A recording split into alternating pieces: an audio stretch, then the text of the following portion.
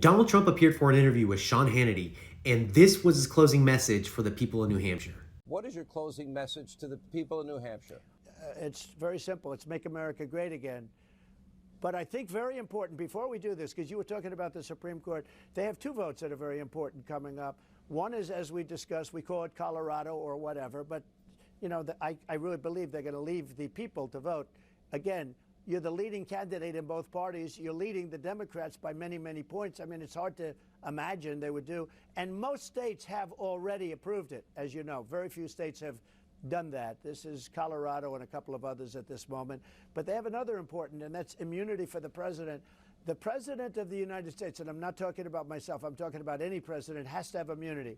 Because if you take immunity away from the president, so important, you will have a president that's not going to be able to do anything. Because when he leaves office, the opposing party president, if it's the opposing party, will indict the president for doing something that should have been good, like Obama. So his closing message to the people of New Hampshire is that he hopes that the Supreme Court rules to allow a president to be immune from prosecution for committing crimes while in office. That's his message. And here he is continuing to make this argument that a president should be above the law. And for the record, immunity isn't something that presidents inherently have that can be taken away.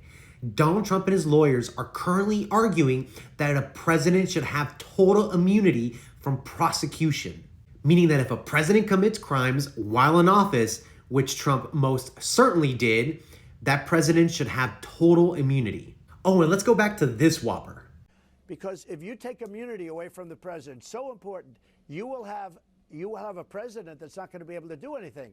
If a president doesn't have immunity, he won't be able to do anything like break the law and commit crimes. And I would think even MAGA Republicans would agree that presidents should not be above the law or be able to commit crimes while in office. Isn't that what MAGA House Republicans are literally trying to impeach Biden for? Crimes? Except those are imaginary. And if Trump is truly innocent, like he claims, why does he need immunity?